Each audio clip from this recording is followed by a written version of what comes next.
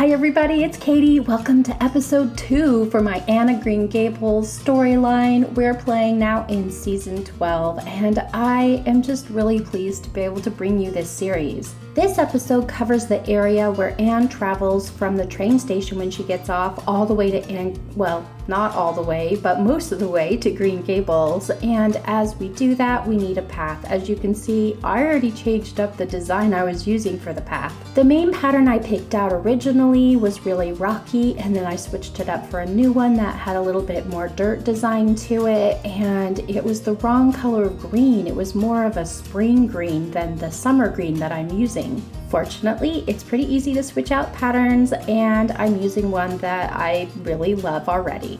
After switching out the path patterns, I felt really happy with my choice and decided to put in a diagonal bridge. And since I was already going to be time traveling, I decided to put down a couple of the houses that were going to be in this area. I am moving in Fauna and Weber. The two of them live on the country path on the way to Green Gables, and I have entire little stories and jobs that I have created for all of the villagers, but they don't necessarily match up to people in the book. With the new houses down, it was time to patch up the path and just finish connecting things. I needed to make sure that we were connected to the bridge, and then I also had a bunch of terraforming that needed to happen. I didn't do all the terraforming for the entire island because I wanted to move and go with the flow in this area a little bit more than I have in the past. So instead of figuring out exactly where everything is going to be in advance, I'm just moving one space to the next. I may regret that later, but for now it is helping to make each of these areas come together in a really beautiful fashion. With a lot of the terraforming for the exact area underway, you can see I really am focused on the water and the water terraforming. I wanted to make sure that everything connected and looked pretty realistic where the water would flow. I also felt like this little path would be beautiful with a little stream that runs just right by the path. The main centerpiece for this path all the way to Green Gables is an area that Anne calls the White Way of Delight. In the book, it's actually called the Avenue, and she renames it because she thinks it's so beautiful it deserves a more interesting name.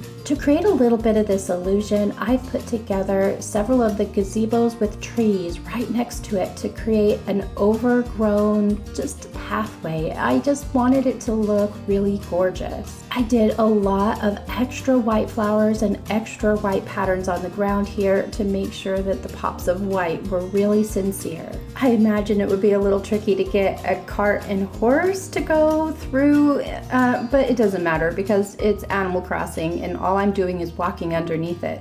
I didn't have enough trees in my pocket that were already grown, so some of the ones I'm planting here are saplings, some of the flowers are just gonna have to bloom and grow, so the full reveal is something that you will have seen in the very beginning when we did the story in the walkthrough. This area is, at this point, not quite ready until after a little bit of time traveling. I do stop the episode here at the other side of the White Way of Delight. We'll be covering the rest of the path to Green Gables next week, and I'm really excited for some of the changes that you'll see in the island when we cover that episode. For now, I'm really pleased with the way that this area came together. I actually was very delighted myself. It was definitely a way of delight because it just felt lacy and soft and beautiful. For the two farms that are also on this path, I wanted to make sure they had character. So here we have Weber's home. He is the cute little duck. He's kind of ornery, and in my mind, he is a hardcore vegetable farmer. I plant a huge plot of potatoes and pumpkins by his house. I imagine he is really partial to pumpkin pie, and I wanted to make sure that his farm was fairly large. Fauna, for example, is really good at making butter. I imagine that she does a lot of butter making for all the people on the island. She gets milk deliveries, and then she churns it into beautiful milky goodness. In her area, I put down some cute little jars and the butter churn and a rocking chair, and I just sort of put her in the middle of an outside field type of a location. I love having Fauna on the island. I think she's a perfect fit for the image and the style, so I really wanted to make sure that she was friends with Anne, and I think they probably spend a lot of time baking and cooking together. Weber reminds me more of the farmer that gets really angry with Anne when she cuts across his field, and now that I think about it, I may need to put a little bit of a shortcut through the middle of his property. One that leads to the schoolhouse, maybe. The final design process for any build, including this one, is a lot of the last little details, going through and putting things down on the ground like pine cones and adding in all the custom patterns. I'm really happy with the way the area is coming together, and I'm so grateful for everybody's beautiful support on the first episode in this series. It really warmed my heart, and I'm so grateful for all the people who left comments. I hope you found something useful here and continue creating in this game.